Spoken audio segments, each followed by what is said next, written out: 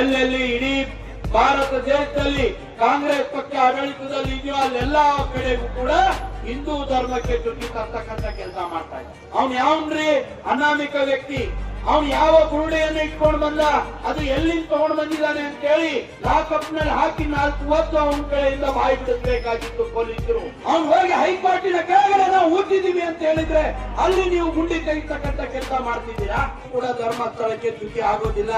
ಯಾಕೆಂದ್ರೆ ಕೋಟ್ಯಾಂತರ ಭಕ್ತರು ಧರ್ಮಸ್ಥಳದ ಮಂಜುನಾಥನ ಮೇಲೆ ವಿಶ್ವಾಸವನ್ನು ಇಟ್ಟಿದ್ದಾರೆ. ಜಗ ಹೇಳಿದಾನಂತ ಹೇಳಿ ಗುಂಡಿ ತೋಡೋ ಕೆಲಸ ಮಾಡ್ತಾ ಇದ್ದೀರಿ. ಸಿದ್ದರಾಮಯ್ಯನವರೇ, ಅವ್ನು ನಾಳೆ 16ನೇ ಸ್ಥಳ ನಿಮ್ಮ ವಿಧಾನಸೌಧ ತೋರಿಸ್ತಾನೆ, ಅಲ್ಲಿ ನೀವು ಗುಂಡಿ ಆಗಿದ್ದೀರಾ ಅಂತ ಹೇಳಿ ನಾನು ಕೇಳ್ತೇನೆ. This video is sponsored by Mahalakshmi Jewelers, Mannur Multi-Speciality Hospital, KBN University, Imran Silk House, Bharat Chicken Center, Al-Shai Group of Institutions, Ideal Vitchi.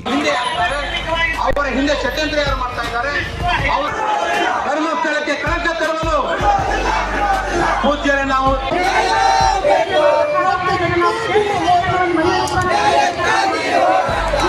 ಕ್ಷೇತ್ರ ಧರ್ಮಸ್ಥಳಕ್ಕೆ ಒಂದೊಂದು ಅವ್ರೇನ್ ಜಾಗ ತೋರಿಸ್ತಾ ಇದ್ದಾರೆ, ಒಂದೊಂದ್ ಕಡೆ 15 ಅಡಿ ಆಗುತ್ತಾ ಇದ್ದಾರೆ.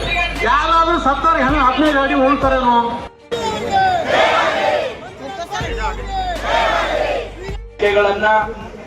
ಅನೇಕ ಯೂಟ್ಯೂಬ್ಗಳ ಮುಖಾಂತರ, ಸೋಷಿಯಲ್ ಮೀಡಿಯಾಗಳ ಮುಖಾಂತರ ಇವತ್ತು ಧರ್ಮಸ್ಥಳವನ್ನ ಚ್ಯುತಿ ತರಬೇಕು, ಆ ಧರ್ಮಸ್ಥಳದ ಮೇಲೆ ಜನರ ಭಾವನೆಗಳಿಗೆ ಚ್ಯುತಿ ತರಬೇಕು ಅಂತಕ್ಕಂಥ ಕೆಲಸ ಅನೇಕ ಜನರು ಮಾಡ್ತಾ ಇದ್ದಾರೆ.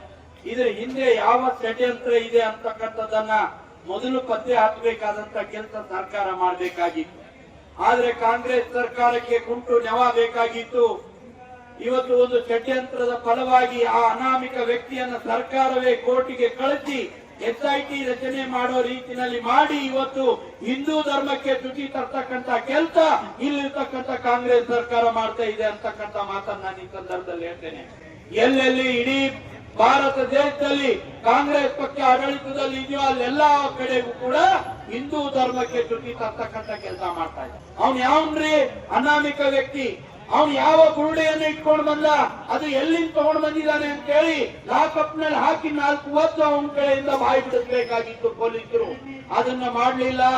ಅವನಿಗೆ ಮಂಪರು ಪರೀಕ್ಷೆ ಒಳಪಡಿಸಬೇಕಾಗಿತ್ತು, ಅದನ್ನು ಕೂಡ ಅವನಿಗೆ ಮಾಡ್ಲಿಲ್ಲ. ಇವತ್ತು ಅವನು 13-14 ಕಡೆ ಜಗ ಹೇಳಿದಾನಂತ ಹೇಳಿ ಗುಂಡಿ ತೋಡೋ ಕೆಲಸ ಮಾಡ್ತಾ ಇದ್ದೀರಿ.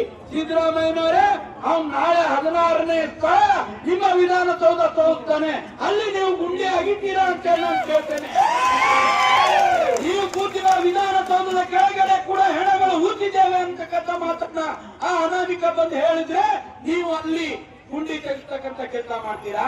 ಅವ್ನು ಹೋಗಿ ಹೈಕೋರ್ಟಿನ ಕೆಳಗಡೆ ನಾವು ಊದಿದ್ದೀವಿ ಅಂತ ಹೇಳಿದ್ರೆ ಅಲ್ಲಿ ನೀವು ಗುಂಡಿ ತೆಗಿಸ್ತಕ್ಕಂಥ ಕೆಲಸ ಮಾಡ್ತಿದ್ದೀರಾ? ಇದ್ರ ಹಿಂದೆ ಕಾಣದ ಕೈಗಳಿದಾವೆ. ಈ ಧರ್ಮವನ್ನ ಅಳಿಬೇಕು ಅಂತಕ್ಕಂಥ ಕೆಲಸ ಮಾಡ್ತಾ ಇದ್ದಾರೆ. ಅಲ್ಲಿರ್ತಕ್ಕಂಥ ಜಿಲ್ಲಾಧಿಕಾರಿಗಳು, ಅಲ್ಲಿರ್ತಕ್ಕಂಥ ಪೊಲೀಸ್ ಅಧಿಕಾರಿಗಳು ಕೂಡ ಇದರಲ್ಲಿ ಶಾಮೀಲಾಗಿದ್ದಾರೆ. ಕಾಂಗ್ರೆಸ್ ನಾಯಕರ ಕುಮ್ಮಕ್ಕಿದೆ. ಈ ಕುಮ್ಮಕ್ಕಿನಿಂದ ಇವತ್ತು SIT ರಚನೆ ಆಗಿದೆ. SIT ರಚನೆ ಬಗ್ಗೆ ನಮಗೆ ತಕರಾರಿಲ್ಲ.